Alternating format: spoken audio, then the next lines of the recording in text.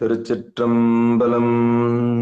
தென்னாடுடைய சிவனே போற்றி, எந்நாட்டவர்க்கும் இறைவா போற்றி, ஏகம்பத்துரையந்தாய் போற்றி, பாகம் பெண்ணுரு ஆனாய் போற்றி, அண்ணாமலையும் அண்ணா போற்றி, கண்ணார் அமுதக்கடலே போற்றி, காவாய் கனகத்திரளே போற்றி, கைலை மலையானே போற்றி போற்றி.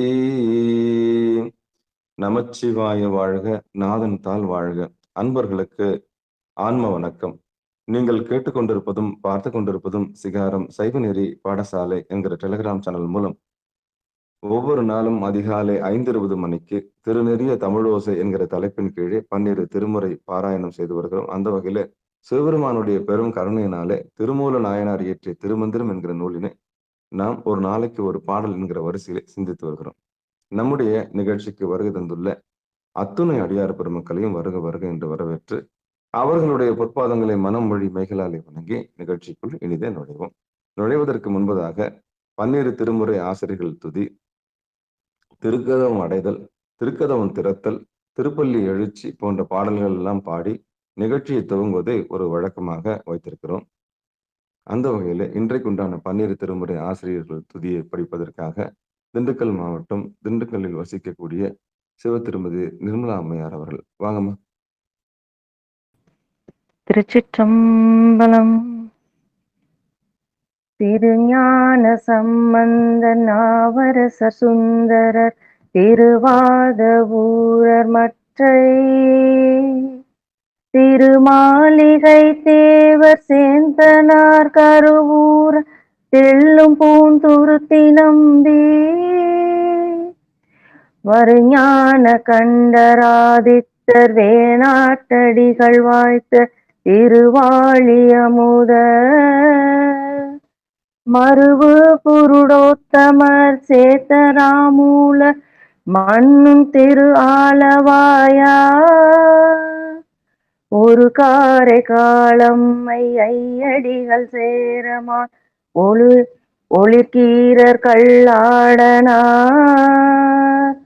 உன் கபிலர் பரணர் மெய்யுணர் இளம் பெருமானோடு ஓங்கும் அதிரா அடிகளார் திருமேவு பட்டினத்து அடிகளோடு நம்பியாண்ட நம்பி சேக்கிலாரும்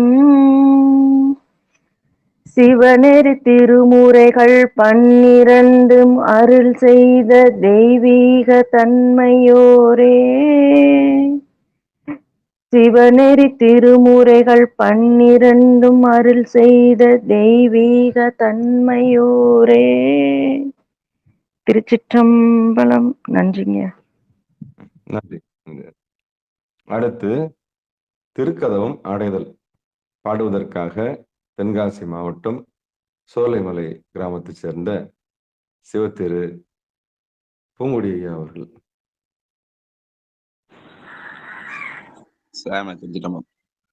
அற்பெருகு தனிக்கடலும் உலகுக்கெல்லாம் அன்பு செறி கடலுமாம் எனவும் ஓங்கும் பொருட்சமய முதசைவ நெறிதான் பெற்ற புண்ணியங்கன் ரெண்டனவும் பவனம் உய்ய இரு கடவுண்டரல்லும் உலகுக்கெல்லாம் ஈன்றாள் தன் திருவருளும் எனவும் கூடி தெற்கஞர் ஞானக்ககன்று அரஞ்சும் சென்று செஞ்சடைவார் கோயில் சேர்ந்தார் அன்றே.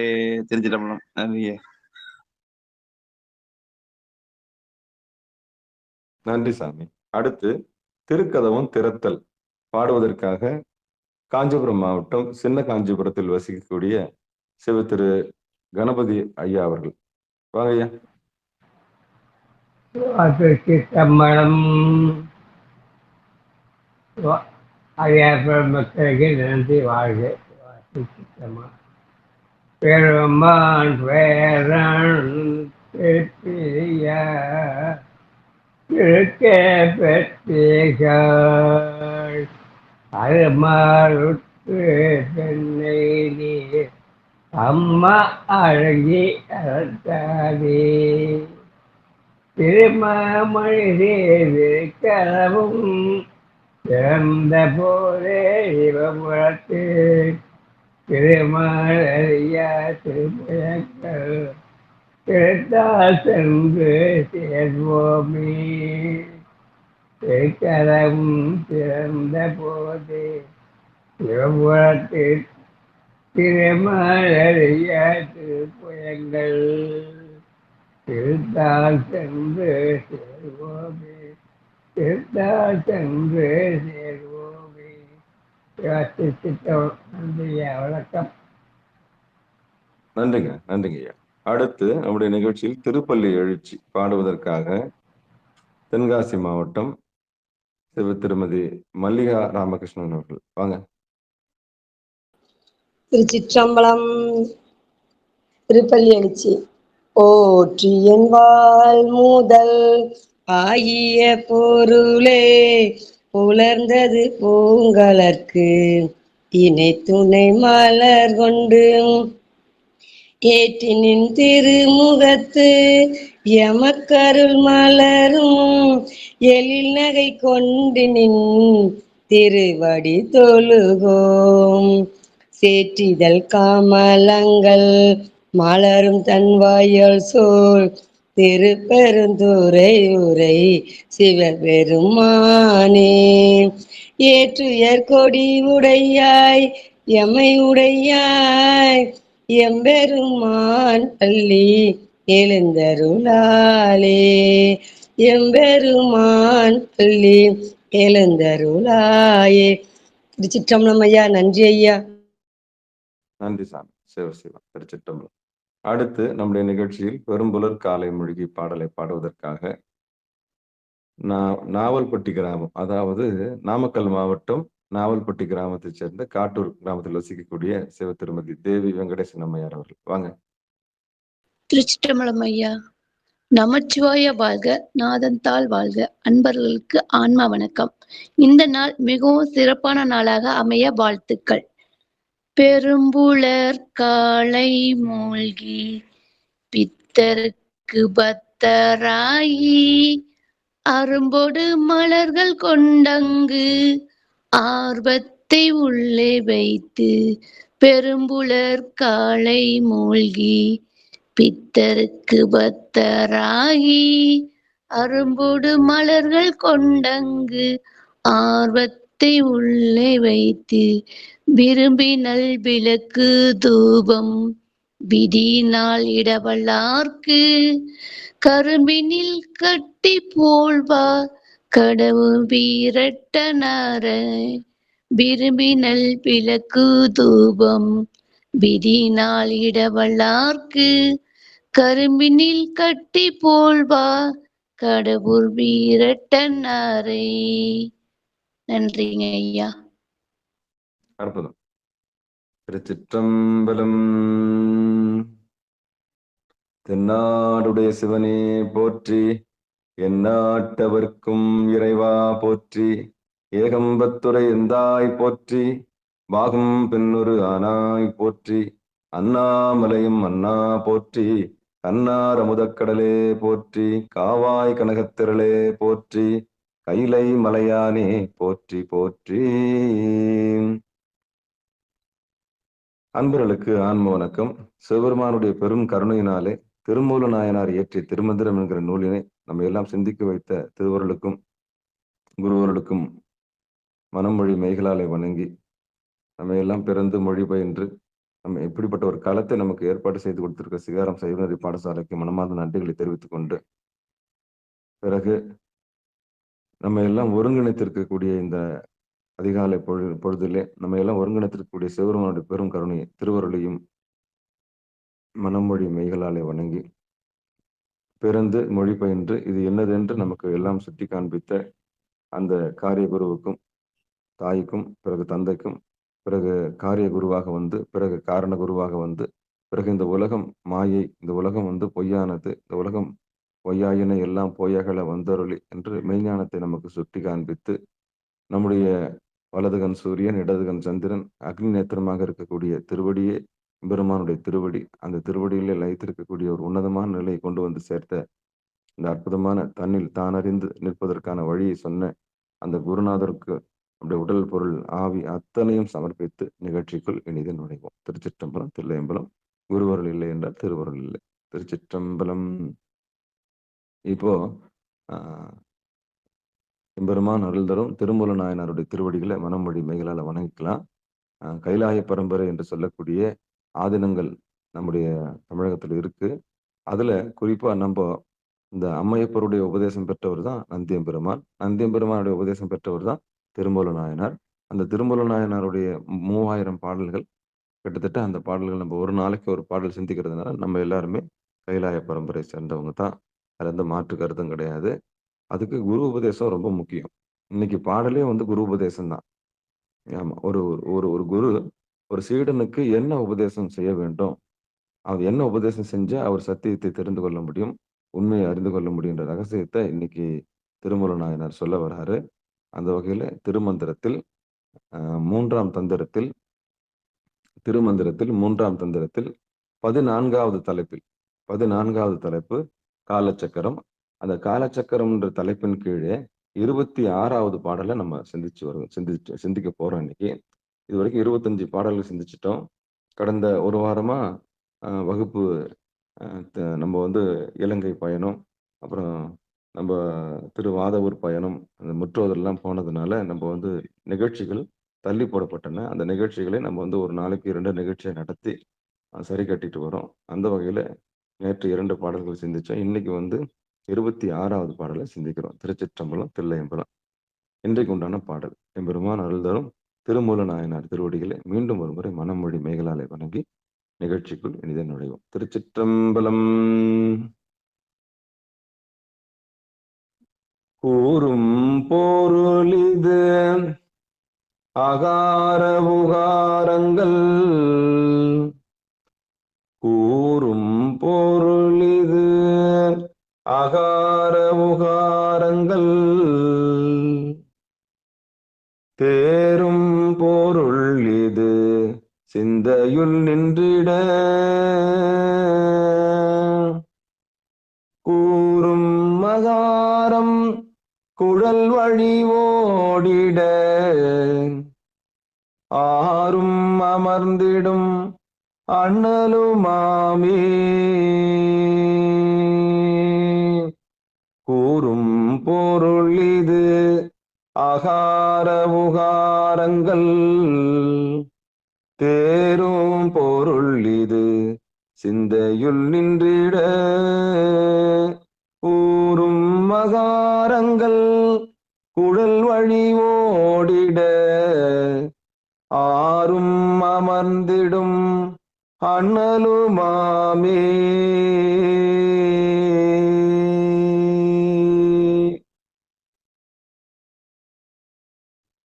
இது பாடல். இப்ப பதமா பொருள் பிரிச்சு பார்த்துடலாம். அது பதமா பார்த்துடலாம். கூறும் பொருள் இது அகார உகாரங்கள், தேரும் பொருள் இது சிந்தையுள் நின்றிட, கூறும் மகாரம் குழல் வழி ஓடிட, ஆறும் அமர்ந்திடும் அண்ணலும் ஆமே. கூறும் பொருள் இது அகார உகாரங்கள், தேரும் பொருள் இது சிந்தையுள் நின்றிட, கூறும் மகாரம் குழல் வழி ஓடிட, ஆறும் அமர்ந்திடும் அண்ணலும் ஆமே. பாடலுக்கு உண்டான பொழிப்புரை. திருச்சிற்றம்பலம்.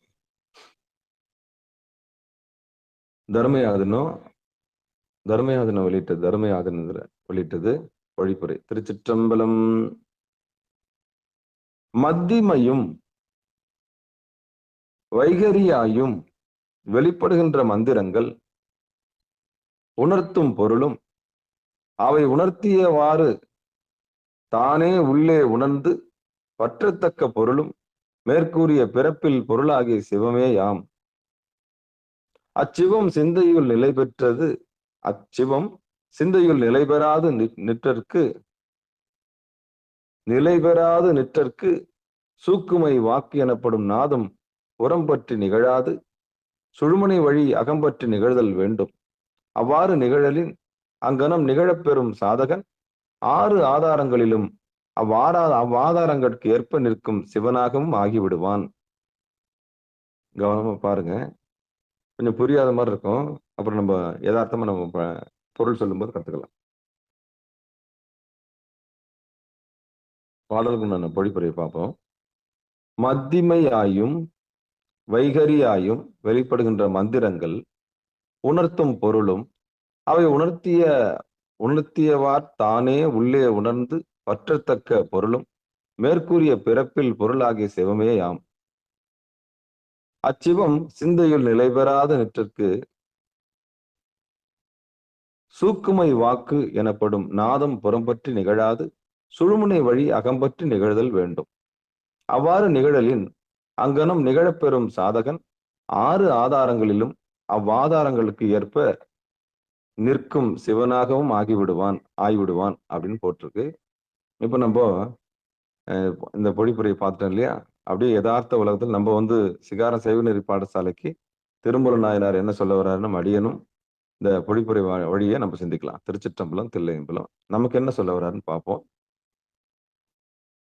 இந்த பொழிப்புரை அவங்கவுங்க அந்தந்த அறிவு நிலைக்கு அவங்கவுங்க தவத்துக்கு ஏற்ற மாதிரி இது மாறுபடும். ஆமா, சிவபெருமான். இப்போ நம்ம பாடசாலைக்கு நம்ம எப்படி இந்த பொருள் எடுத்துக்கலாம், எப்படி இந்த பொருள் வழியா எடுத்துக்கலாம்னு பார்க்கலாம். பொழிப்புரை நமக்கு வேணும். மற்றவங்க என்ன சொன்னாங்கன்றது நமக்கு வேணும். நமக்கு என்ன சாமி உணர்த்துறாருன்றது நமக்கு வேணும். சிவாயனம் சிவாயனம் சிவாயனம். இப்போ ஒரு வரியா எடுத்துக்கலாம். கூறும் பொருள் இது அகார உகாரங்கள். கூறும் பொருள் இது அகாரம் உகாரங்கள். யார் கூறும் பொருள் இது?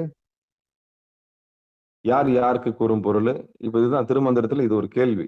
நேத்து நம்ம ஆரம்பிக்கும் போது என்ன பாடல் ஆரம்பிச்சோம்? நேத்து சாயந்தரம் நாடவல்லாருக்கு. யார நாடவல்லாருக்கு? நமனில்லை கேடில்லை. அப்ப யார நாடவல்லாருக்கு, யார் நாடவல்லார்கள் அப்படின்னு வந்தது இல்லையா? அதே மாதிரிதான் இங்கேயும் கூறும் பொருள் இது அகார உகாரங்கள். யார் கூறுறாங்க? யாருக்கு கூறுறாங்கன்ற ஒரு கேள்வி இருக்கு. கூறும் பொருள் இது அகார உகாரங்கள். தேரும் பொருள் இது சிந்தையுள் நின்றிட கூறும் அகாரம் குழல் வழி ஓடிட ஆறும் அமர்ந்திடும் அண்ணலும் ஆமே. அப்போ ஒரு குரு ஒரு சீடனுக்கு, ஒரு குரு ஒரு சிஷ்யைக்கு, ஒரு குரு தன்னை நாடி வந்தவர்களுக்கு எதை உணர்த்தணும்னா ஓங்காரத்தை உணர்த்துவாரு. ஒரு ஆசான்னு சொன்னாலே நிச்சயம் ஓங்காரம் இருக்கும். ஒரு ஆசான்னு சொன்னாலும் நிச்சயம் ஓங்காரம் இருக்கும். கூறும் பொருள் இது அகார உகாரங்கள். தேரும் பொருள் இது சிந்தையுள் நின்றிட கூறும் அகாரங்கள் குழல் வழி ஓடிட ஆறும் அமர்ந்திடும் அண்ணலும் ஆமே. அப்ப என்ன உபதேசம் சொல்லி கொடுப்பாங்கன்னா, முதல் அவங்களை பார்த்த உடனே நாதஸ்வரூபமா தான் இருப்பாங்க. ஒரு ஆசான் எப்படி இருப்பாருன்னா, ஒண்ணு லயத்துல இருப்பாரு. அவர்கிட்ட போனா ஒரு லயம் இருக்கும். உண்மையிலேயே தவம் பண்ணவங்களா இருந்தா அவங்க கிட்ட போனா என்ன இருக்கும்னா ஒரு விதமான ஓங்காரம் இருக்கும். நாதத்தை அவங்க தொட்டு இருப்பாங்க. நாதமாவே அவங்க இருப்பாங்க. ஒரு ஆசான் எப்படி இருப்பாருன்னா நாத சொரூபமா இருப்பாரு. ஒரு லயம் இருக்கும். அவர்கிட்ட போனாலே நிச்சயம் ஒரு வைப்ரேஷன் நிச்சயம் இருக்கும். அதுல இருந்து மாற்று கருத்து கிடையாது. ஏன்னா தவம் பண்ணிருக்காரு இல்லையா? அப்போ உழைச்சவங்களுக்கும் உழைக்காதவங்களுக்கும் வித்தியாசம் இருக்கு. தவம் பண்ணவங்களுக்கும் தவம் பண்ணாதவங்களுக்கும் வித்தியாசம் இருக்கு. அப்போ ஒரு ஆசான் எப்படி இருப்பாருன்னா நிச்சயம் இந்த உடல் சார்ந்த விடுதலையும் மனம் சார்ந்த விடுதலையும் மாயை சார்ந்த விடுதலையும் பெற்றிருப்பார். அதாவது ஆணவத்தால் இந்த உடம்பால் வரக்கூடிய விடுதலையும் அவஸ்தைகளையும் கடந்து, அந்த உடலால் வரக்கூடிய அவஸ்தைகளை கடந்து, பிறகு மனத்தால் வரக்கூடிய கண்மம் என்று சொல்லக்கூடிய வினையினால் வரக்கூடிய அவஸ்தைகளை கடந்து, பிறகு மாயையால் வரக்கூடிய மயக்கத்தை கடந்து இருக்கக்கூடியவர் தான் குருநாதர். அவர் தான் நடமாடும் கடவுள். நேற்று நம்ம பார்த்தோம், நரபதியா இருப்பார். ஒரு குருநாதர் எப்படி இருப்பார்னா வாழ்கின்ற கடவுளாக இருப்பார். அப்படி வந்தாருன்னா அவர்கிட்ட போனா மனசு லேசாகும். மனசு என்ன ஆகும்?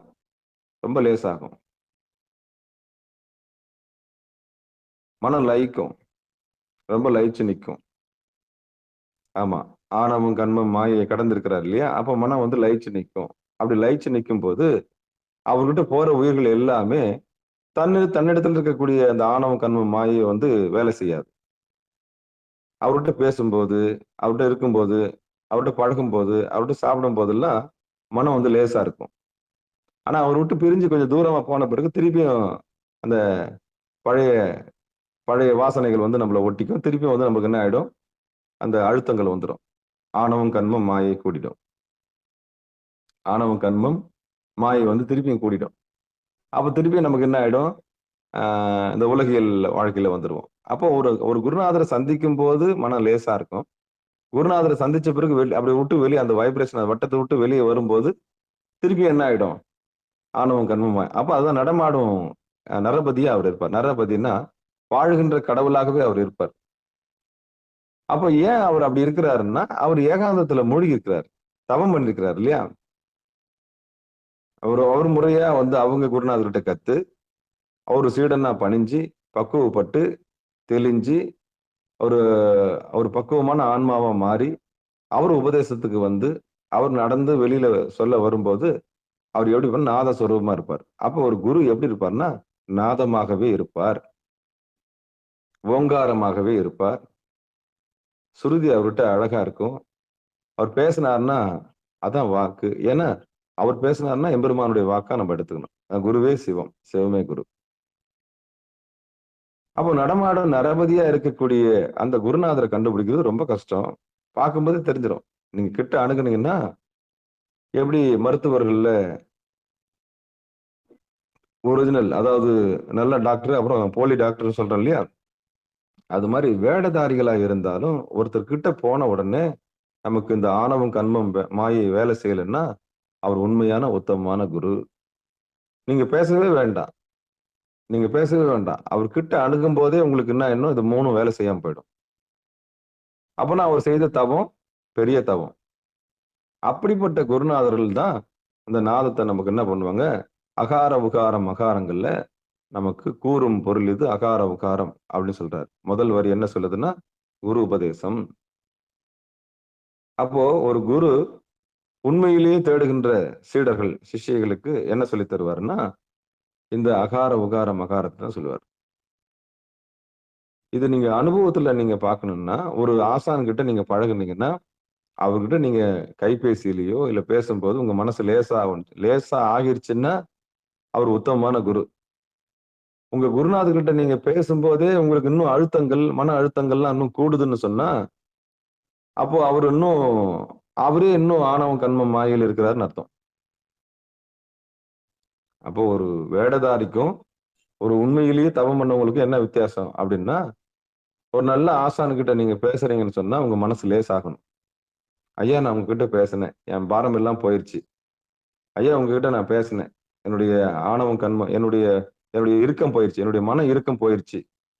உன்கிட்ட பேசினா நேரம் போறதே தெரியல சாமி அப்படின்னு சொன்னாங்கன்னா, அதுதான் உண்மையான ஒரு நாதம். நாதம் வாய்த்த, அதாவது நாதம் வாய்க்கப் பெற்ற நடமாடும் அந்த நாத சொரூபியா அவர் இருப்பார்.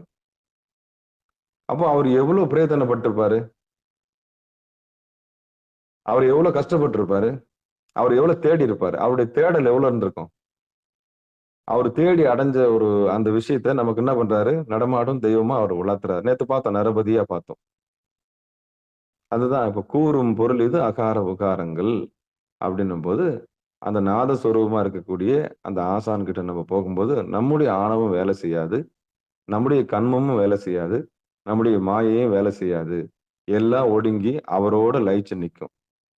என்ன இந்த மனுஷன் கூட இருக்கும்போது எதுவுமே தெரிய மாட்டேங்குது. இந்த மனுஷன விட்டு எட்ட வந்த பிறகு திருப்பியும் பழைய குருடி கதவு திறடின்ற மாரி என்ன ஆகுது? நம்முடைய ஆணவம் வேலை செய்யுது அப்படின்ற எண்ணம் வரும். இது வந்து இயல்பாவே உணரணும். ஆமா. சொர்க்கமா இருக்கும். அவர் இருக்கும்போது சொர்க்கமா இருக்கும். அவர விட்டு நம்ம விலகிட்டோம்னா என்ன ஆயிடும்? மீண்டும் ஒரு பெரிய அழுத்தத்துக்கு ஆளாயிடுவோம். அப்போ அவர் செய்த தவம் வந்து நம்மள என்ன பண்ணுதுன்னா, நம்முடைய ஆணவத்த வீழ்த்திருது. நம்முடைய கன்மத்த வீழ்த்திருது. நம்முடைய மாயைய வீழ்த்திருது. அப்போ மகான்கள் இருக்கிற இடத்துக்கு, அந்த ஜீவ சமாதிக்கு போகும்போதெல்லாம் இது நிகழும்.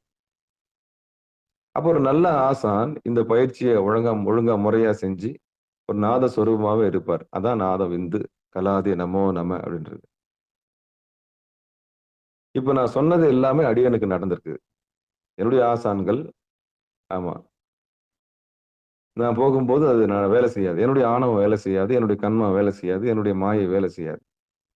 ஆனா, உள்ள இருந்து அவங்க கிட்ட அந்த ஆணவத்தை வந்து நம்ம என்ன பண்ணோம், ஆணவத்தால வாய் எடுத்தா முடியாது, வாய் அடங்கிடும். ஆமா, ஒடுங்கி நிற்கும். ஆனா அவரை விட்டு வெளியே வந்த பிறகுதான் நமக்கு என்ன பண்ணும், அந்த ஆணவம் வந்து வேலை செய்யும், பேச ஆரம்பிப்போம். அப்புறம் வந்து கருத்து தெரிவிப்போம். கருத்து தெரிவிக்கிறதே அவர்கிட்ட வெளியே வந்த பிறகுதான். அங்க போனா கருத்தும் வராது, ஒரு மண்ணும் வராது, எல்லாமே அடங்கி நிற்கும். அதான் நல்ல ஆசானுக்கு அழகு. ஒரு நல்ல ஆசானுக்கிட்ட நீங்க பேசுனீங்கன்னா உண்மையிலேயே உங்க ஆணவம் அடங்கி இருக்கணும். அவர்கிட்ட ஆணவத்தை காமிக்க முடியாது. உங்க கண்மாவை அவர்கிட்ட காமிக்க முடியாது. உங்க மாயை அவர்கிட்ட காமிக்க முடியாது. காரணம் என்னன்னா, அவர் கடந்து நிற்கிறார். இப்படிதான் ஒரு குரு இருப்பாரு. அவர் குரு எப்படி இருப்பாருன்னு சொன்னா, நாதமா இருப்பாரு, ஏகாந்தமா இருப்பாரு. அப்படி இருந்தா தான் அவர் நல்ல ஒரு ஆசானா இருக்க முடியும். ஆமா, நல்ல ஒரு வெற்றியாளரா, நல்ல ஒரு புரு நடுவுல ஐக்கியமானவரா இருப்பாரு. இதெல்லாம் அடையாளம். ஒரு நல்ல ஆசானுக்கு அடையாளம் என்னவா இருக்கும்? ஒரு நல்ல ஆசானுக்கு அடையாளம் என்னவா இருக்குன்னா, அவரு ஏகாந்தமா இருப்பாரு, 1. 2வது, இந்த ஆணவம், கன்மம், மாயையை கடந்து இருப்பாரு. இருக்கும் அவருக்கும் ஆணவம். ஏன்னா பதி, பசு, பாசம் 3 அழியாத பொருள் இல்லையா? 3மே அனாதி தானே. பாசத்துக்குள்ள தானே ஆணவம், கன்மம், மாயை இருக்குது. ஒருபோதும் இதெல்லாம் அழியாது. ஆனா ஒரு குருநாதர் எப்படி இருக்குன்னா, அதை அழிக்க மாட்டாரு, அதை கடந்து இருப்பாரு. அவருக்கும் ஆணவம் இருக்கும், அவருக்கும் கன்மம் இருக்கும், அவருக்கும் மாயை இருக்கும், அவருக்கும் இருக்கும், அவருக்கும் வினை இருக்கு, இல்லைன்னு சொல்லல. ஆனா அவர் எப்படி இருப்பாருன்னா, அதை கடந்து இருப்பாரு. அவர் எப்படி இருப்பாரு? அதை கடந்து இருப்பாரு. அந்த வித்தையை தான் நம்ம அவர்கிட்ட இருந்து கத்துக்க போறோம். இந்த உலகம்னு சொன்னா இன்பமும் இருக்கும், துன்பமும் இருக்கும். ஆனா அவர் மட்டும் சந்தோஷமா இருப்பாரு. அதை மட்டும் நம்ம கண்டுபிடிக்கலாம். அவரு துன்பத்தையும் சமமா பார்ப்பாரு, இன்பத்தையும் சமமா பார்ப்பாரு. விருப்பம் இருக்காது, வெறுப்பம் இருக்காது. அப்போ ஒரு ஞானம் பெற்றவர்கள் எப்படி இருப்பாங்கன்னா, விருப்பம் இருக்காது, வெறுப்பம் இருக்காது. 2த்தையும் சமமா பார்த்து பார்த்து பார்த்து பார்த்து அவங்க வந்ததுனால அவங்களுக்கு அந்த ஏகாந்தம் கைகூடி இருக்கும். இன்பமும் துன்பமும் இல்லானே உள்ளானே. அப்போ புருவ நடுவுக்கு வந்துட்டவங்க, தவம் பண்றவங்களுக்கு இன்பமும் கிடையாது, துன்பமும் கிடையாது. இன்பமற்ற யோகிகள் அப்படின்னுவாங்க. அந்த சிவவாக்கியர் பாட்டுல ஒண்ணு வரும், இன்பமற்ற யோகிகள். இன்பமும் கிடையாது, துன்பமும் கிடையாது. அப்ப இன்பத்தையும் சமமா எடுத்துக்குவாங்க, துன்பத்தையும் சமமா எடுத்துக்குவாங்க. இப்படிப்பட்ட ஆசான்களை தான் நம்ம அடையாளம் கண்டுபிடிக்கணும். ஆமா. எப்படி என்னென்ன அடையாளம் பார்த்தோம் நம்ம? ஒரு குருவுக்கு 1 ஓங்காரமா இருப்பாரு, அவர் நடமாட நாதமா இருக்காரு, அவர்கிட்ட பேசினா நம்முடைய ஆணவம், கன்மம், மாயை வேலை எடுபடாது, மனபாரம் குறைஞ்சிரும். அவர்கிட்ட பேசினா மனபாரம் குறைஞ்சிரும், மனசு லேசா இருக்குதுன்னு நீங்களே சொல்லிடுவீங்க.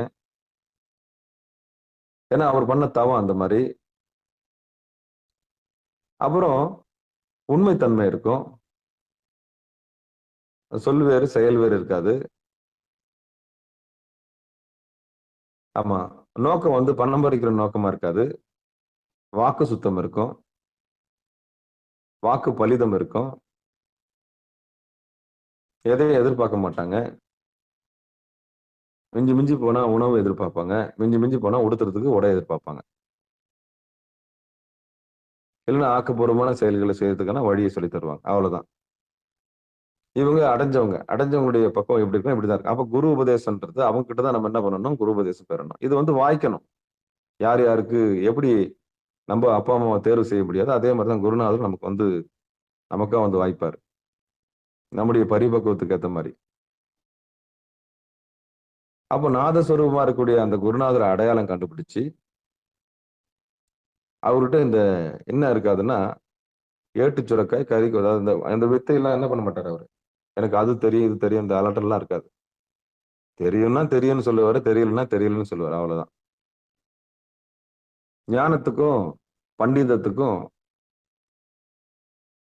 ஞானத்துக்கும் பாண்டித்யத்துக்கும் சம்பந்தமே கிடையாது. அதாவது படிப்பு கர்வம் ஒரு ஆசானுக்கு இருக்காது. அதே மாதிரி செல்வ செருக்கும் இருக்காது. அப்போ ஒரு குருநாதர் இத்தனை செருக்கையும் கடந்திருப்பாரு. கல்வி செருக்கு கடந்திருப்பாரு, செல்வ செருக்கு கடந்திருப்பாரு, மாயையே கடந்திருப்பாரு, அதான் மயக்கத்தை கடந்திருப்பாரு. இத்தனை அடையாளங்கள் இருந்ததுன்னா அவருதான் சாக்ஷாத் நடமாடும் நாதஸ்வரூபமா இருக்கக்கூடிய கடவுள். அதான் நரபதின்னு பார்த்தோம் போன இதுல. அந்த குருநாதர் உபதேசிக்கிறது தான் கூறும் பொருள் இது அகார உகாரங்கள். அப்ப யார் ஒருத்தர் அப்படி நாடி, ஆமா, நிறைய மடங்கள் இருக்குது, நிறைய ஆதீனங்கள் இருக்குது, நிறைய குருமார்கள் இருக்கிறாங்க, நிறைய தோற்றங்கள். ஆமா. கழுத்து ஃபுல்லா ருத்ராட்சம், தலை ஃபுல்லா ருத்ராட்சம், திருநீரு, கவசம் எல்லாமே இருக்கும். ஆனா நம்ம எப்படி அணுகணும்னா, இதுதான் எச்சரிக்கை பண்றாரு திருமந்திரத்துல. ஆமா. குருவினுடைய அடையாளங்கள் இதெல்லாம்.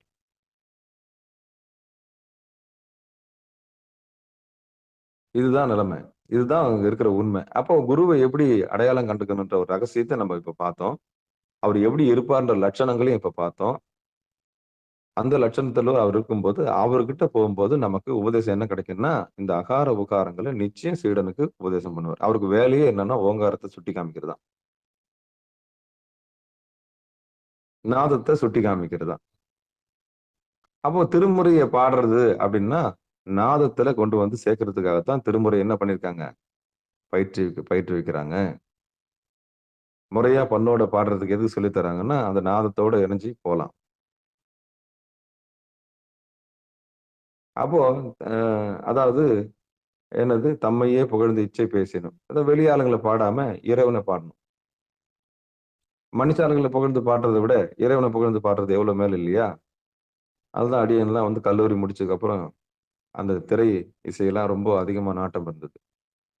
அதுக்கப்புறம் ஏன் இவங்களெல்லாம் நம்ம பாடின்னு இருக்கணும்? நம்ம கருவுற்ற நாள் முதலா கட்டையில போந்தோனே ஒரு உயிர் நம்மள காப்பாத்திட்டு இருக்குதுன்னா, அததானே நம்ம பாடணும். நன்றி அறிதலோட. அப்படின்னு தான் நம்ம தேவார திருவாசகத்துக்கு வந்தது. ஒரு நன்றி அறிதலுக்காக தான் நம்ம அந்த பக்கம் எதுக்கு போவானே? அவங்கள புகழ் அது வரும். அந்த பாடல்கள்லாம் வரும். கொஞ்ச காலம் லயிச்சிருக்கும். அதுக்கப்புறம் போயிடும். ஆனா இது அப்படி இல்ல. திருவருளை மையமா வச்சு பாடின பாட்டு என்னைக்குமே என்ன பண்ணாது? அழியாது. எம்பெருமானை வாழ்த்தி பாடிய பாடல்கள் ஒருபோதும் என்ன பண்ணாது? அழியாது. அதெல்லாம் மந்திரங்கள்.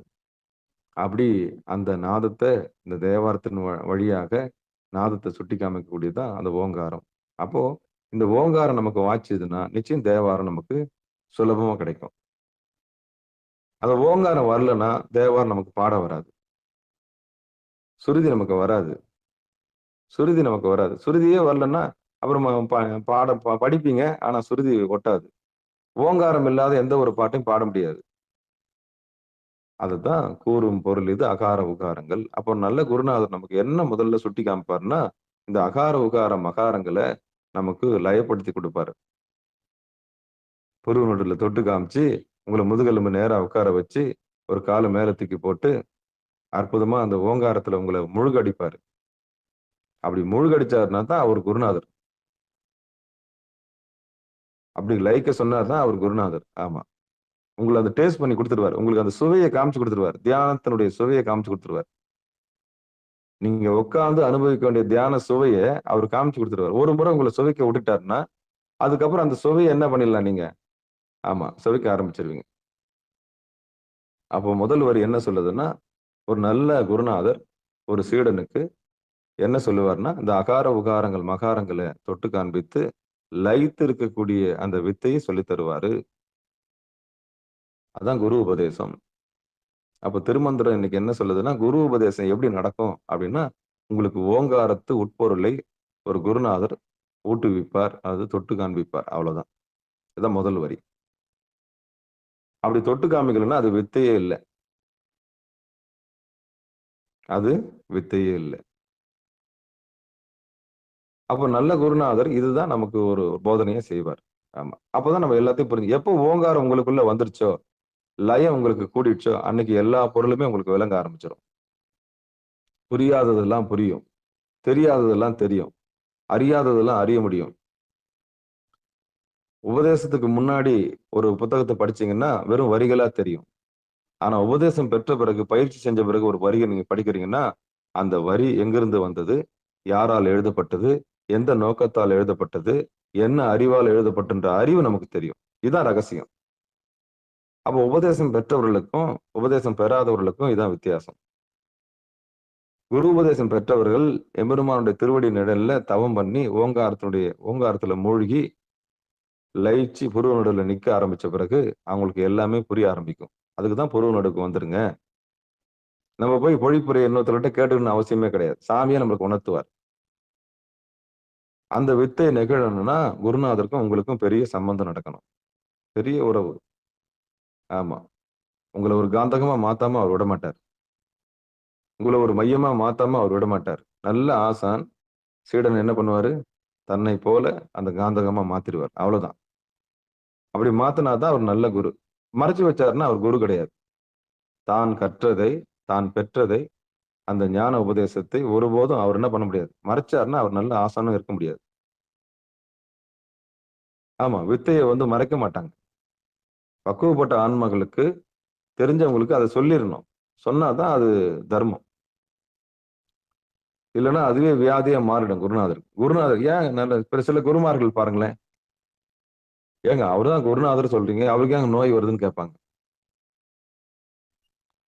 குருநாதருக்கெல்லாம் ஏன் நோய் வருது அப்படின்னு சில பேர் கேட்பாங்க. இன்னும் இவ்வளவு பெரிய உபதேசம் எல்லாம் பண்றாரு உங்க ஆளு, ஆமா அவருக்கு அந்த நோய் வந்திருக்குது அப்படின்னா என்ன அர்த்தம்? என்ன அர்த்தம்னா அங்கதான் ஒரு சிக்கல் இருக்கு. ஞான உபதேசம் பண்ணும்போது சீடர்களுக்கு, தன்னை நாடி வருபவர்களுக்கு உபதேசம் பண்ணலாம், ஞான உபதேசம் கொடுக்கலாம். ஆனா கரும பரிமாற்றங்கள் என்று சொல்லக்கூடிய வினையை வாங்கும் பொழுது, காலில் விழும் பொழுது அவங்க எல்லா வினையை கொண்டு குருநாதர்கிட்ட ஒப்படைப்பாங்க. அந்த செஞ்ச பாவங்கள் எல்லாம் ஒப்படைப்பாங்க. அப்படி ஒப்படைக்கும் போது இவர் என்ன செய்யணும்னா, அர்ப்பணம் எப்படி சொல்லணும், சிவார்ப்பணம் அப்படின்னு சொல்லி அதை எரிக்கணும். அப்படி ஒரு குருநாதரை எரிக்க தவறி இந்த காலில் விழும்போது அடியனை தான் வணங்குறாங்க அப்படின்னு நினைச்சிட்டாருன்னா அவருக்கு நோய் வந்துடும். எப்போ ஒரு குருநாதருக்கு நோய் வரும்? எல்லாரும் காலில் விழுவாங்க, இந்த கருமாவை கொண்டு அவர் காலில் சமர்ப்பிப்பாங்க, சாமி சாமின்னு சொல்லிட்டு அவர் தூக்கி விடுவார் காலில் விழு. அப்போ இவர் என்னன்னா, இவருக்கு கொஞ்சம் அந்த காலில் விழும்போது சிவார்ப்பணம்னு சொல்லி அவங்க எந்த வினையை நினைச்சு உள்ள விழுந்தாங்களோ அந்த வினையை அவர் எரிக்கணும். அப்படி எரிக்க மறந்துட்டாருன்னா அந்த வினையை இவர் வாங்கிக்குவார். அவங்க போயிடுவாங்க, காலில் விழுந்து ஆசீர்வாதம் திருநீர் பூசின்னு போயிடுவாங்க. திருநீர் பூசி விட்டுருவார் இவர், திருநீர் பூசி விட்டு இவர் பாட்டுன்னு போயிடுவார். ஆனா வினை எங்க விட்டுட்டு போயிடுவாங்க? திருவடியில விட்டுட்டு போயிடுவாங்க. இவர் என்ன பண்ணுவாரு, இவருக்கு சாமியார்ன்ற கெத்து வந்துடும், சாமியார்ன்ற ஒரு நினைப்பு வந்துடும். அப்புறம் இவருக்கு ஒரு மாயில மாட்டிக்குவார். எல்லாருக்குமே வரும், மயக்கன்றது எல்லாருக்குமே வரும், விடாது. அப்போ எல்லாரும் பாக்குறாங்கன்ற அதுவே ஒரு கர்வமா மாறிடும். இதுதான் என்ன சொல்றாங்கன்னா, ஒரு லட்டு இருக்குது, லட்டுல இருந்து ஒரே ஒரு பூந்தி மட்டும் தனியா கீழே விழுந்துருச்சு. அப்படி விழுந்த பூந்திய நிறைய எறும்பு மொச்சுக்குச்சு. அந்த பூந்தி என்ன நினைச்சுக்கிச்சு, நம்ம கிட்ட ஏதோ ஒண்ணு இருக்குது, அதனால எல்லாரும் நம்மள என்ன பண்றாங்க, மொச்சுக்கிறாங்க. ஆனா உண்மை என்னன்னா, அது கொஞ்ச நேரத்துல காலி ஆயிட போகுதுன்னு அர்த்தம். அந்த எறும்பெல்லாம் சேர்ந்து என்ன பண்ணும், அந்த பூந்தியை கொஞ்சம் கொஞ்சமா அரிச்சு கடைசியில ஒண்ணுமில்லாம ஆக்கிடும். இதுதான் இன்னைக்கு இருக்கிற குருநாதருடைய நிலைமை. அவர் எங்கன்னா லட்டுலயே இருந்திருக்கலாம். அப்படி கீழே இப்படி சேர்ந்து இப்படி வந்த உடனே எல்லா எறும்பும் மொச்சிக்கும். ஆனா அந்த பூந்தி என்ன நினைச்சுக்கிச்சு, வா நம்மளை தேடி எத்தனை பேர் வராங்க பாரு அப்படின்னு நினைச்சுக்கிச்சு. ஆனா வந்தது எல்லாம் என்ன பண்ணு தெரியுமா, அப்படியே மென்னு தின்னு ஆள் இல்லாம ஆக்கி என்ன பண்ணும், கடைசியில ஒண்ணுமே இல்லாம போயிடும். ரொம்ப எச்சரிக்கையா இருக்கணும் இதுல. அப்போ குரு வேடன்றது சாதாரண வேடம் கிடையாது. எத்தனை பேர் நின்னாலும் அத்தனை பேருக்கும் சாட்சாத் நாதமா இருந்து அந்த எம்பெருமானுடைய சொரூபமா இருந்து அருள்வாளிக்கக்கூடியவங்க இருக்கத்தான் செய்யறாங்க. ஆனா இந்த மாதிரி ஒரு அறகுறையா சில விஷயங்கள் கத்துக்காமலேயே, யாரும் என்னன்னு தெரியாமலே இந்த லட்டுல இருந்து உதிர்ந்த ஒரு சின்ன பூந்தி மாதிரி கீழே விழுந்து உலகத்தெல்லாம் இழுத்து கடைசியில அவரும் இல்லாம போயிடுவார். அப்படிதான் இன்னைக்கு நிறைய குருநாதர்களுடைய வாழ்க்கை இப்படிதான் போயிடுது. அதனாலதான் குருநாதர்களுக்கு ஏன் நோய் வருது? நிறைய பேர் கேட்பாங்க, ஏன் அவரே இந்த மாதிரி, அவர் ஏங்க 108ல போயிட்டு போறாங்க, அவருதான் எல்லாம் தெரிஞ்ச ஏகாம்பரமாச்சே அப்படின்னு கேட்பாங்கல்ல. அவர் ஏன் ஐசியூல இருக்கிறாரு, அவர் ஏங்க இப்படி இருக்கிறாரு, நிச்சயம் கேட்பாங்க. ஏன்னா அந்த வாய் தானே, நரம்பு இல்லாத நாக்கு தானே. அவர் எவ்வளவு ஞானம் அடைஞ்சாருலாம் பார்க்க மாட்டாங்க. ஏங்க அவர் ஏங்க ஹாஸ்பிட்டல்ல வச்சிருக்காரு, நிச்சயம் கேட்பாங்க. அது இருக்கு, வாய்ப்பு இருக்கு, அந்த மாதிரி கேட்பாங்க. அதனாலதான் இதெல்லாம் எதனால நடக்குதுன்னா, இன்னொருத்தருடைய வினையை வாங்கும் போது சிவார்ப்பணம்னு சொல்லி எரிச்சிட்டு இருந்தாருன்னா அவருக்கு என்ன வந்திருக்காது, இந்த மாதிரி ஒரு சூழல் வந்திருக்காது. இந்த மாதிரி ஒரு சூழல் வந்திருக்கு. அப்ப குரு எப்படி இருப்பார்னா, உடனே வாங்கிக்க மாட்டாரு. எந்த கால்ல விழுந்தாலும் உடனே என்ன பண்ணுவாரு, தூக்கி விட்டுட்டு, நானும் பதிலுக்கு விழுந்துறேன்னு சொல்லிட்டு விழுந்துருவாரு. பதிலுக்கு வணங்கிடுவாரு. ஆமா. அப்படி வணங்கிட்டாருன்னா, அ அது சரியா போச்சு அவ்வளவுதான். இல்லன்னா, கால்ல விழுந்தாங்கன்னா, அவங்கள தூக்கி ஆசீர்வாதம் பண்ணிட்டு, அந்த சிவார்ப்பணம், சிவார்ப்பணம், சிவார்ப்பணம்னு சொல்லுவேன். சிவார்ப்பணம்னா, இது எனக்கு இல்ல. எல்லாம் வல்ல இறைவனுக்கு அப்படின்னு அர்ப்பணிச்சுருவார். நானே ஒரு கருவி. யானைய போய் என் நெஞ்சும் போய் அவரு என்ன பண்ணுவார், அவரே சரண்டர் ஆயிடுவார். இப்படி யார் ஒருவர் நல்ல குருநாதர் எப்படி இருப்பாருன்னா, யார் கால்ல விழுந்தாலும் அத வாங்கி என்ன பண்ணுவாரு, சிவார்ப்பணம்னு சொல்லிடுவார். என் கால்ல ஏங்க விழுகுறீங்க அப்படின்னு கேட்பாரு. இருந்தாலும் அந்த உயிர் நம்மள நாடி வந்துருச்சு, நம்மள நம்பி இருக்கு அப்படின்னும்போது சிவார்ப்பணம்னு சொல்லிடுவார்.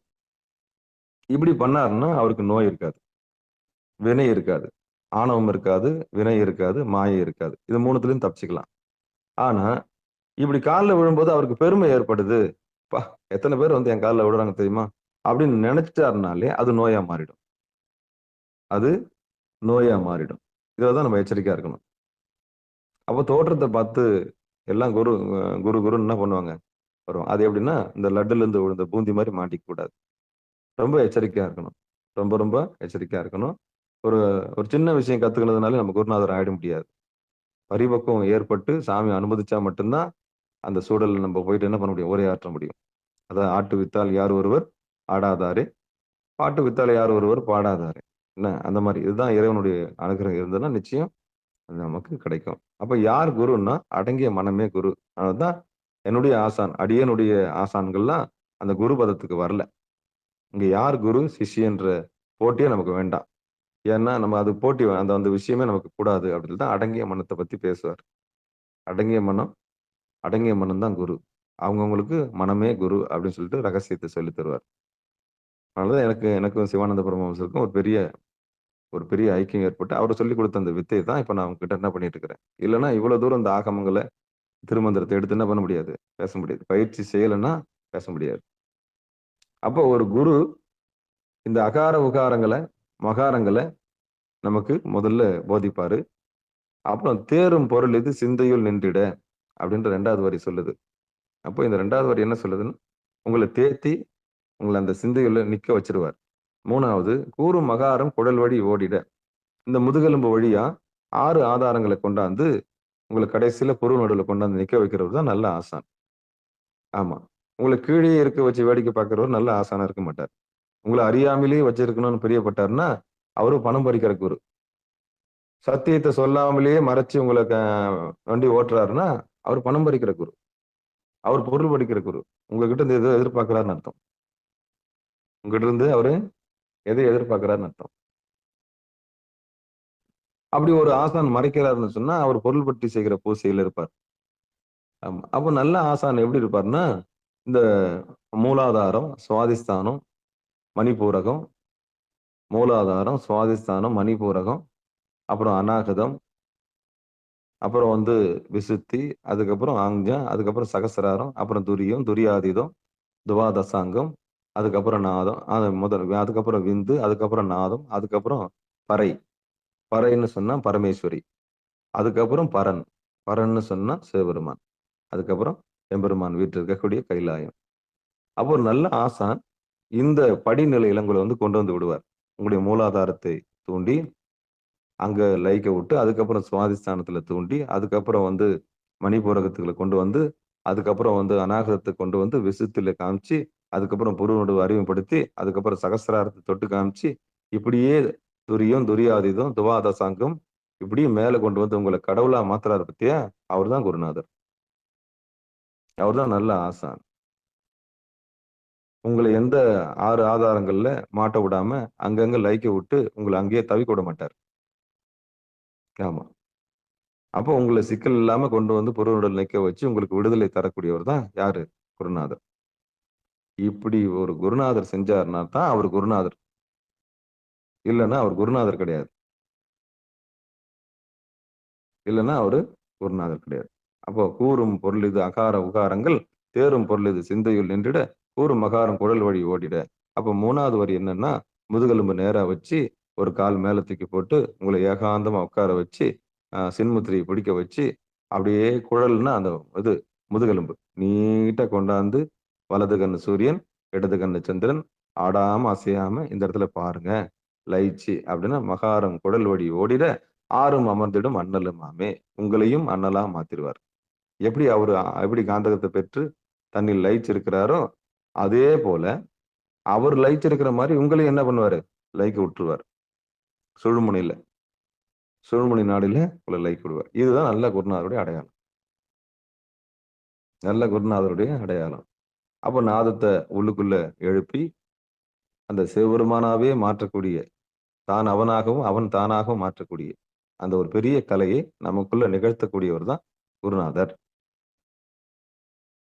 இது நிகழ்ந்தாதான் அகார உகார மகாரன்னு சொல்லக்கூடிய இந்த ஓங்காரத்தை நமக்கு சுட்டி காமிச்சாதான் அவர் நல்ல குருநாதர். இல்லைன்னா நம்மள வந்து கீழே தள்ளி விட்டுருவார். கீழே தள்ளி விட்டுனா அவர் போலி குருவா இருப்பார்.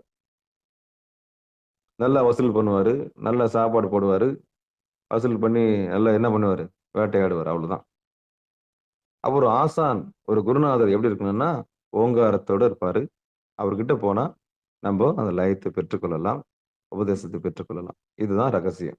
அப்ப இனி எந்த ஒரு ஆசானையும், எந்த ஒரு குருநாதரையும், எந்த ஒரு ஆதீனத்தையும் பார்த்தா நிச்சயமே அந்த ஓங்காரம் இருக்குதான்னு பாருங்க. அவர்கிட்ட போகும்போது ஆணவம் வேலை செய்யாது. அவர்கிட்ட போனா கண்மம் வேலை செய்யாது, மாயை வேலை செய்யாது. ஆமா, அப்படி இருக்கணும். அப்படி இருந்தா தான் அவங்க நடமாடும் காந்த ஸ்வரூபியா இருப்பாங்க. ஆனா இன்னைக்கு ரொம்ப கஷ்டம். ஒரு நல்ல குருநாதரை பார்க்கறது ரொம்ப கஷ்டம். ரொம்ப தவசீலர்களை பார்க்கறது ரொம்ப கஷ்டம். அப்ப நமக்கு உண்டான ஆசானை நம்ம குருநாதரை தேர்ந்தெடுத்து நம்ம அந்த சாமிகிட்ட கேட்டு அதை வாங்கணும். அவங்களுடைய பரிபக்குவத்துக்கு ஏற்ற மாதிரி கிடைப்பாங்க ஆளுங்க. அவங்க பரிபக்குவத்துக்கு ஏற்ற மாதிரி ஆளுங்க கிடைப்பாங்க. சரி, அப்ப முதல் வரி கூறும் பொருள் இது அகார உகாரங்கள் அப்படின்னா, ஒரு நல்ல குரு சீடனுக்கு என்ன உபதேசம் பண்ணுவார்னா அகார உகார மகாரத்தை தொட்டு காமிப்பாரு, நாதத்தை காமிச்சு கொடுத்து உங்களை உட்கார வைப்பாரு. 2வது வரி என்ன சொல்லுதுன்னா தேரும் பொருள் இது சிந்தையுள் நின்றிட. அப்ப இந்த தேரும் பொருள்னா இந்த உலகத்துல எதெல்லாம் பொய்யானது எதெல்லாம் மெய்யானதுன்னு காமிச்சு உங்களை நடுவுல நடுவுல ஏகாந்தமா இருக்கக்கூடிய ஒரு வாய்ப்பை கொடுப்பாரு. அப்ப தேறி உங்களையும் சிவமா மாத்துவார். 3வது கூறும் மகாரம் குடல் வழி ஓடிட. அப்ப முதுகெலும்புல இருக்கக்கூடிய 6 ஆதாரங்கள். இதுக்கு வஜ்ர ஆயுதம்னு பேர். முருகப்பெருமான் கட்டங்கட்டமா ஒரு ஆயுதம் வச்சிருப்பார். இது என்னது இது? எப்ப பார்த்தாலும் ஒரு கட்டங்கட்டமா ஒண்ணு வச்சிருக்கிறாரு. வேலு வச்சுக்கிறாரு சரி, சேவல் வச்சிருக்காரு சரி, மயில் வச்சிருக்காரு சரி. இது என்ன வச்சிருக்கிறாருன்னு யாராவது கேட்கணும். கட்டங்கட்டமா இருக்குது. கட்டங்கட்டமா இருக்கிறது வேற ஒண்ணும் இல்லைங்க. அதுக்கு வஜ்ர ஆயுதம்னு பேரு. அதுக்கு வஜ்ர வேல்னு பேரு. அந்த வஜ்ர வேல் வேற ஒண்ணும் இல்லைங்க, நம்ம முதுகெலும்பு. அந்த முதுகெலும்ப முருகப்பெருமான் கையில வச்சிருக்கிறாரு. ஏன்னா 6 முகமும் எதுல இருக்குது? அந்த முருகப்பெருமானுடைய வஜ்ர ஆயுதத்தை தான் இருக்குது. அப்ப அந்த 6 ஆதாரத்தை என்ன பண்ணுவாரு? அந்த கூறும் மகாரம் குழல் வழி ஓடிட, அந்த குழல் உள்ளுக்கு இங்கிருந்து அங்க ஓடிக்கினே இருக்கும். மூலாதாரத்துல இருந்து மேல, மேல இருந்து கீழே. அப்படி ஓடக்கூடிய அந்த ரகசியத்தை நமக்கு தொட்டு காண்பித்து நம்மளை லயிக்க வைப்பார். அதான் நல்ல ஆசானுக்கு அழகு. ஆறும் அமர்ந்திடும் அண்ணலும் ஆமை. உங்களையும் சிவமா மாத்துவார். அப்போ குரு எவ்வளவு பெரிய வேலையை செய்யறாரு பாருங்களேன். ஒரு நல்ல குருநாதர் நல்ல ஒரு தொடப்பத்தை கையில வச்சிருப்பாரு. நீங்க போன உடனே உங்க ஆணவத்தை பெருக்கிடுவார், கூட்டி தள்ளிடுவார். உங்க கண்மாவை அப்படி பெருக்கி தள்ளி அது எப்படி கழிக்கணும்னு சொல்லி தருவார். உங்க மாயையை எப்படி அகற்றணும்னு சொல்லி தருவார். இதான் நல்ல குருநாதர்களுடைய அடையாளம். அதுதான் குரு உபதேசம் இன்னைக்கு சொல்லப்பட்டிருக்கு. குரு உபதேசம் இதுதான். ஆமா. அப்ப வஜ்ரவேல்னா என்ன? முருகபெருமானுடைய வஜ்ரவேல் என்ன அப்படின்னா, முருகபெருமானே குருவா பாவிக்கிறவங்க நிறைய பேர் இருக்காங்க. குருமுருகான்னுவாங்க. ஏன்னா அவன்தான் முருகபெருமானே ஆசான் தான். எல்லா வைத்திய நூல்ல பாத்தீங்கன்னா ஓம் சுப்பிரமணியாய நமக, அதாவது சுக்குக்கு மிஞ்சிய வைத்தியம் இல்லை, அதாவது சுக்குக்கு மிஞ்சிய பொருளும் இல்லை, சுப்பிரமணியக்கு மிஞ்சிய தெய்வமும் இல்லைன்னு சொல்லுவாங்க. அதான் அந்த ரகசியம். அப்ப முருகப்பெருமானே எல்லாவற்றுக்கும் ஆதாரமா இந்த பொருளுடன் செயல்பட்டதுனால அவரே இறைவனுக்கும் உபதேசம் பண்ணதுனால சுப்பையா, அது அப்பனுக்கே பாடம் சொன்ன சுப்பையான்னு சொல்லக்கூடிய ஒரு வார்த்தையை நம்ம கேள்விப்பட்டிருப்போம். அப்போ குருமுருகா அப்படின்னா அவரே அந்த உபதேசத்தை நமக்கு சொல்லு. அப்போ குருமுகமாக அந்த வஜ்ரவேல்னா இதான் அர்த்தம். அப்போ முதுகெலும்பு யார் ஒருவர் நேரா நிக்க வச்சு 6 ஆதாரங்களையும் சரிசமமா நிக்க வைக்கிறாங்களோ அவங்க வஜ்ரவேலை அடைவார்கள். ஆமா. அப்போ இந்த ஒரு பாடல் குரு உபதேசத்தை பத்தி சொல்ற பாடல். ஒரு குரு ஒரு நல்ல சீடனுக்கு என்ன சொல்லி தருவாரு அப்படின்ற ரகசியம். தன்னுடைய குரு ஒருபோதும் ஒருத்தருங்க அடிமையா வச்சிருக்க மாட்டாங்க. இதை எடு, அதை பண்ணு, நீ போய் அதை பண்ணிட்டு வா அப்படிலாம் இருக்காது. குரு சிஷ்ய உறவுல எப்படி இருக்குன்னா, அந்த உயிர்கிட்ட இருந்து அந்த சத்தியத்தை தெரிந்து கொள்ளும் வரைக்கும் ஒரு உறவு வச்சிருப்பார். ஒரு காதலன் காதலிக்கு உண்டான உறவு மாரி அது இருக்கும். அது தேறிட்ட பிறகு என்ன பண்ணுவாரு, தேறிட்ட பிறகு தானும் சிவமா மாறிட்டாரு. அந்த சீடனையும் சிவமா மாத்திட்டாருன்னு சொன்னா, இவரே பிரிச்சுருவாரு. நல்ல குருவே பிரிச்சுருவாரு. ஏன்னா, அதுக்கு அறிவு வந்து தெளிஞ்சு, தன்னை போல மாறிடுச்சு அப்படின்னு தெரிஞ்ச உடனே என்ன பண்ணிடுவாரு, அழகா பிரிச்சுருவாரு. போதும். நீ பணியாற்றியது போதும். எம்மோடு இணைந்திருந்தது போதும். எம்மோடு தொண்டாற்றியது போதும். உமக்கு பக்குவம் வந்து விட்டது. நீ உமக்கென்று தனியாக உன்னுடைய பணியை செய்து தேறுவாயாக. அதான் நல்ல ஆசானுக்கு அழகு. ஒருபோதும் அடிமையா வச்சிருக்க மாட்டாரு. நல்ல ஒரு ஆசான் சீடர்களை எப்படி வச்சிருக்க மாட்டாரு? அடிமையா கொத்து அடிமைகளா வச்சிருக்க மாட்டார். இன்னைக்கு அரசியல்வாதிகளை வச்சிருக்கிற மாரிலாம் வச்சிருக்க மாட்டார். ஆனா ஞானத்த எத்தன பேர் தேடுறாங்க? அந்த மாரி தேடுறது இல்லையே! அப்போ சிஷ்யர்கள் அப்படின்னு சொன்னா, ஞான உபதேசம் பெற்றவர்கள் அப்படின்னா, அவங்க எப்படி இருப்பாங்கன்னா, அவர்கிட்ட இருந்து அந்த சத்தியத்தையும், அந்த உண்மையையும் புரிந்து கொள்ளுற வரைக்கும் பாடுபடுவாங்க. கூட இருப்பாங்க. தொண்டு செய்வாங்க. நிச்சயம் நிகழும். ஒரு நாள் இல்ல ஒரு நாள் அவர் நிகழும். ஆனா ஒருபோதும் அடிமையா வச்சிருக்க மாட்டார். ஏன்னா, அவருக்கு தெரியும். தன்னை போலவே அத சிவமா மாத்தணும்னு அவருக்கு தெரியும். நடமாடும் குரு இல்லையா? நாதஸ்வரூபம் இல்லையா? தன்னை போலயே அவர் இதுதான் நல்ல ஆசானுக்கு அழகு. அதான் சொன்னேன். Without expectations. ஆனா மனம் வந்து நமக்கு அவர் மேல பற்று இருக்கும். காரணம் என்னன்னா, நம்முடைய அறியாமை நீங்கிறதுக்கு வரைக்கும் அவர் கூட நமக்கு தொடர்பு இருக்கும். அது இன்னொன்னு நிகழ்ந்துருச்சுன்னா, அவரே நம்மள என்ன பண்ணுவாரு, பிரிச்சு, "நீ வேற, நான் வேற இல்ல. போ" அப்படின்னுவாரு. "நீ வேற, நான் வேற இல்ல போன்னு." அப்ப பிரியறதுக்கு நமக்கு கஷ்டமா இருக்கும். என்ன இப்படி சொல்லிட்டாரு, நம்மள வெளிய போன்னு சொல்லிட்டாரு. அப்ப ஒரு சிலர வந்து ஏதாவது ஒரு பிணக்கு ஏற்படுத்தி பிரிப்பாரு. இல்லன்னா தானாவே பிரிச்சுருவாரு. பக்குவம் ஏற்பட்ட பிறகு விஷயம் கிரகிச்சுருவார். குருநாதர் மொத்தம் கிரகிச்சு சிவபதத்தை அடைஞ்ச ஒரு சீடன் என்ன பண்ணுவாரு, அ உண்மையிலேயே விசுவாசமா இருப்பாரு.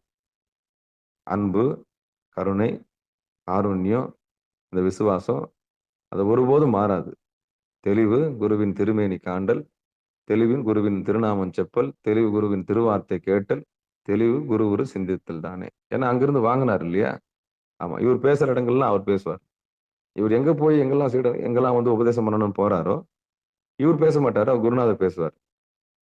இது உடம்புக்குள்ள நடக்கக்கூடிய ஒரு ரசாயன மாற்றங்கள். இதெல்லாம் நடக்கும். ஒரு நல்ல குருநாதர் கிட்ட என்ன நடக்கும்னா, இவ்வளவு நடக்கும். ஆமா. அதாவது "காண மயிலாட கண்டிருக்குமா வான்கோழி, தானும் அதுவென்று பாவித்து" அப்படின்னு ஒரு வரி சொல்லுவாங்க. அப்போ ஒரு மயில பார்த்து வான்கோழி என்ன பண்ணுமா, தன்னை ஒரு மயிலா பாவிச்சுக்குமா. அப்படி பாவிக்க முயலும்போது, அதுவும் தன்னுடைய ரெக்கைய வந்து விரிக்கலாம்னு ஆசைப்படும்போது, அதுக்கு உண்டான ரெக்கைய தானே அது விரிக்க முடியும். என்ன? அப்ப அந்த வான்கோழி என்ன பண்ணும்? தன்னை ஒரு மயிலா பாவிக்க முயற்சி பண்ணும். பட் அதுக்கு உண்டான ரெக்கைய தானே அது விரிக்க முடியும். அதுதான் அப்போ நல்ல குருநாதர் என்ன பண்ணுவாரு, "நீ வான்கோழியா இரு. நீ மயிலா மாறணும்னு அவசியம் இல்ல. நீ என்னவாக இருக்கிறாயோ அதுவாக இருந்து அப்படியே நீ தொண்டாற்றுவாயாக." அப்போ யாரையும் மாற்ற அவர் முயற்சி பண்ண மாட்டாரு. "நீ இப்படி இருன்னு" எந்த ஒரு குருநாதரும் கட்டளையிட மாட்டாங்க. "நீ இப்படி ஆகணும்" அப்படின்னு சொல்லிட்டு கட்டளையிட மாட்டாங்க. நீ என்னவாக இருக்கிறாயோ, அந்த இயல்பிலிருந்து இறைவனை அடைவதற்கான எல்லா வழியையும், எல்லா மார்க்கத்தையும் சொல்லி தந்தாருன்னா தான், அவர் நல்ல குருநாதர். ஆமா. நான் உன்னை இப்படி மாத்திடுறேன், உன்னை அப்படி மாத்திடுறேன், உன்னை இப்படி அப்படி சொன்னாருன்னா, அது வந்து சாத்தியமே இல்ல. நல்ல ஆசானுக்கு உண்டான சாத்தியமே கிடையாது. நல்ல ஆசானுக்கு உண்டான அதான் ஒருபோதும் மயில் மயில் தான், வான்கோழி வான்கோழி தான். வான்கோழிக்கு உண்டான இயல்ப சொல்லிக் குடுப்பாரு. மயிலுக்கு உண்டான இயல்பையும் சொல்லிக் குடுப்பாரு. அதான் நல்ல ஆசானுக்கு அழகு. எதையும் வான்கோழிய மயிலாவோ, இல்ல மயில வான்கோழியாவோ மாத்துறதுக்கான வேலை அவருக்கு இல்ல. அப்படி மாறவும் மாறாது. இயற்கைக்கு முரணாவும் எதுவும் மாறாது. எதை எப்படி அணுகணும்னு சொல்லிக் குடுத்துட்டாருன்னா, அவர்தான் குருநாதர். அப்போ ஒரு நல்ல ஆசான் என்னென்னலாம் பண்ணி குடுப்பாருன்றத நம்ம இன்னைக்கு பார்த்துட்டோம். அப்ப கூறும் பொருள் இது அகார உகாரங்கள், தேரும் பொருள் பாட்ட பாடி காமிச்சர்றேன். சிவபெருமான் சிவசிவா திருச்சிற்றம்பலம். கூறும் பொருள் இது அகார உகாரங்கள், தேரும் பொருள் இது சிந்தையுள் நின்றிட, கூறும் மகாரம் குடல் வழி ஓடிட, ஆறும் அமர்ந்திடும் அண்ணலுமாமே. அப்போ தான் பெற்ற பயிற்சிய, தான் பெற்ற அந்த அகார உகார மகாரங்கள் ஓங்காரத்தை உள்வாங்கின விஷயத்த, தான் பெற்ற அந்த சிந்தையில் நின்று தேறிய அந்த சிவபதத்தை, தான் பெற்ற அந்த முதுகெலும்பு வழியா கண்டுபிடிச்ச அந்த ஆதாரங்களை கடந்து நின்ன வித்தைய, தானும் சிவமாகி தன்னை சார்ந்தவர்களையும் சிவமாக்கக்கூடியவர் தான் குருநாதர். அவர்தான் உத்தமமான குரு. தான் பெற்ற தெளிவ தன்னை சார்ந்தவர்களுக்கும் கொடுத்து அவங்களையும் இன்புற செய்வார். யான் பெற்ற இன்பம் பெருக இவ்வையகம். அதுதான். அப்போ ஒரு நல்ல குருநாதரை அணுகணும்னா முதல்ல நமக்கு என்ன கிடைக்கும்னா ஓங்காரம் லயம் கிடைக்கும். அதுக்கப்புறம் தேரும் பொருள் இது சிந்தையுள் நின்றுட நம்மளை தேத்திருவார். இந்த உலக மாயிலிருந்து நம்மளை தேத்திருவார். ஆனா அந்த குருநாதர்கிட்ட போனா அது நடக்குமா? இங்க போனா எதாவது மேஜிக் நடக்குமா? இவரு போனா அது என்ன செய்வாரா? இவரோட அவர் பெட்டருங்க. அவர் கொஞ்சம் பெட்டரு. இவர்கிட்ட அவர் போலாம். அப்படின்னா இது மாதிரி ஜனங்க என்ன பண்ணும்? அவரு பெட்டருங்க. இங்க போனா அது நடக்குங்க. அவர்கிட்ட போனா அது நடக்கும். இப்படி ஒரு பெரிய கூட்டம் இருக்கு. ஆமா. இப்படிலாம் இல்ல மாறி மாறி குருநாதரை மாத்திக்கிட்டு அப்போ இந்த உலகியல் ஆசை உள்ளவர்களுக்கு அதுக்கேத்த மாதிரி இன்னைக்கு பொருள் ஆசை மிக்க குருநாதர்கள் இருக்கிறதுனால இந்த குரு கிட்ட போனா அது நடக்கும். அவர்கிட்ட போனா இவர் மேஜிக் பண்ணுவாரு. இவர் வந்து கயிறை திரிப்பாரு. அவர் மணலை சர்க்கரையா மாத்துவாரு. இப்படி நிறைய பேருடைய மிராக்களுக்காக என்ன பண்றாங்க? மேஜிக்காக அது போலியான ஒரு தோற்றத்துக்காக ஓடி போயிடும். அப்படி இல்ல. அப்படி இல்ல. உண்மை அது இல்ல. திருமந்திரம் சொல்ற குருநாதர் எப்படி இருப்பாருன்னா, ஓங்கார ஸ்வரூபமா இருப்பாரு. ஆணவம் கன்மம் மாயையை கடந்திருப்பாரு. அவர்கிட்ட போனா நமக்கு ஓங்காரம் லயிக்கும். மனசு லேசாகும். நம்மையும் சிவமாக்கி, நம்மளையும் வந்து உபதேசம் கொடுத்து, தவத்துல உட்கார வச்சு, அவரு தான் பெற்ற இன்பத்தை பெற வைப்பார். அவர்தான் உத்தமமான குரு. அவருடைய உபதேசத்தை பத்தி தான் இன்னைக்கு சொல்லப்பட்டிருக்கு. அப்போ நம்மள தேத்திருவார். முதல் வரி நம்மளுக்கு உபதேசம் கொடுக்கறத பத்தி சொல்றாரு. 2வது வரியில என்ன சொல்றாரு? தேரும் பொருள் இது. நம்மளுடைய மயக்கங்கள் எல்லாம் தேத்தி, சிந்தையுள்ள நிக்க வச்சு, புரு நடுவுல நிக்க வைப்பாரு. 3வது கூறும் மகாரம் குடல் வழி ஓடிட, முதுகெலும்பு வழியா இருக்கக்கூடிய 6 ஆதாரங்கள கணக்குல காமிச்சு, ஒவ்வொன்னுத்துலயும் ஒவ்வொரு மயக்கம் இருக்கு. ஒவ்வொன்னுத்துலயும் ஒரு ஒரு சுகம் இருக்கு. அங்கங்க மாட்டிக்க கூடாதுன்ற ரகசியத்த சொல்லி, புரு நடுவுல கொண்டாந்து சேர்த்து, கடைசியில சேர வேண்டிய இடத்துல சேர்த்துட்டாருன்னா, அவர்தான் நல்ல குருநாதர். "ஆறும் அமர்ந்திடும் அண்ணலும் ஆமே." அப்படி இருக்கக்கூடிய இறை சுரூபமா மாத்தி, அவரும் சிவமா மாத்தி, நம்மளையும் சிவபெருமானாவே மாத்தி, நடமாடும் கடவுளாவே மாத்துறாருன்னா, அவர்தான் உத்தமமான குரு. அதான் உண்மையான குரு சிஷ்ய பரம்பரை. மத்ததெல்லாம் வந்து குரு சிஷ்ய பரம்பரைன்னு சொல்ல முடியாது. அது பொருள் பற்றி செய்கிற பூசையினாலும், பொருள் ஆசையினால் வந்த விளைவினாலும், இந்த உலகியல் பற்றுனால வரக்கூடியவர்களுக்கு குரு சிஷ்ய உறவு வேற ஒரு மாரி இருக்கும். ஆனா ஞான பரம்பரையில எப்படி இருக்குன்னா, ஒரு பெரிய நிகழ்வு நடக்கும். தானும் தெளிந்து, தன்னை சார்ந்தவர்களையும் தெளிய வைக்கக்கூடிய மிகப்பெரிய அற்புதமான நிகழ்ச்சி நடந்தா தான், அது என்னது? நல்ல அ பரம் அதாவது கைலாய பரம்பரையிலிருந்து வந்த நல்ல ஆசானுக்கு அழகா இருக்கும். அவர் தான் பெற்றத தன்னுடைய சார்ந்தவர்களுக்கும் பெற்று தருவார். இதான் அந்த பாட்டு சொல்லுதுங்க. இதுக்கு மேல சாமி தன்னையும் சிவனா தன்னை சார்ந்தவர்களுக்கும் ஆதாரங்கள காமிச்சு கொடுத்து சிவமா மாத்தி குடுப்பார். அப்படி மாத்தி குடுத்தாருன்னா தான் அவர் குருநாதர். இல்லன்னா அவர் குருநாதர் கிடையாது. ஆமா. அப்போ இதுல நம்ம எச்சரிக்கையா இருக்கணும். அப்போ ஒரு குரு எப்படி இருப்பார்ன்னா, ஏகாந்தமா இருப்பாரு. அவர பார்க்கும்போது தெரிஞ்சிரும். இது வந்து நம்ம அனுபவத்தின் கண்ணு தான் விடணும். ஆமா. இதெல்லாம் வந்து நம்ம என்ன பண்ணக்கூடாது. ஆமா. யாரையும் விமர்சனமும் பண்ணக்கூடாது. யாரையும் நம்ம வந்து கருதுகோளாவோ, எடுத்துக்காட்டாவோ எடுத்து நம்ம என்ன பண்ண முடியாது. சொல்லவும் முடியாது. சாமியோட சித்தம்ன்னு சொல்லி, பங்கெடுத்த அத்தனை உள்ளங்களுக்கும் மனமார்ந்த நன்றி சொல்லி, இதுகாரம் பொறுமையா கேட்ட அத்தனை உள்ளங்களுக்கும் மனமார்ந்த நன்றிகளை சொல்லி நிகழ்ச்சியை நிறைவு செய்வோம். இதுல ஏதாவது சந்தேகம்னா நிச்சயம் கேளுங்க. ஆமா. கூறும் பொருள் இது அகார உகாரங்கள், தேரும் பொருள் இது சிந்தையுள் நின்றிட, கூறும் மகாரம் குடல் வழி ஓடிட, ஆறும் அமர்ந்திடும் அண்ணலும் ஆமே. 6ன்றது 6 ஆதாரம். இப்ப நான் சொன்ன மாரி. சரியா? கடைசியில கொண்டு வந்து குரு நடுவுல நிக்க வச்சு, நம்மளையும் சிவமா பார்க்கிறது தான் அவருடைய வேலையா இருக்கும். ஆமா. மத்தபடி வேற எந்த எதிர்பார்ப்பும் இருக்காது. அப்படி எதிர்பார்த்தாருன்னா வேற ஒரு குரு அவரு. சரியா? சரி. இப்ப நம்ம வாழ்த்து சொல்லி நிகழ்ச்சியை நிறைவு செய்வோம். திருச்சிற்றம்பலம், தில்லையம்பலம். திருச்சிற்றம்பலம். மண்ணில் நல்ல வண்ணம் வாழலாம் வைகளும், எண்ணின் நல்ல கதிக்கு யாதுமோர் குறைவிலை, கண்ணின் நல்ல கழுமல வளநகர், பெண்ணின் நல்லாளோடும் பெருந்தகை இருந்ததே, தனம் தரும் கல்வி தரும் ஒரு நாளும் தளவறியா மனம் தரும், தெய்வ வடிவம் தரும் நெஞ்சில் வஞ்சமில்லா இனம் தரும், நல்லனையெல்லாம் தரும் அன்பர் என்பவருக்கே கணம் தரும் பூங்குழலால் அபிராமி கண்களே ஆறிரு தடந்தோல் வாழ்க.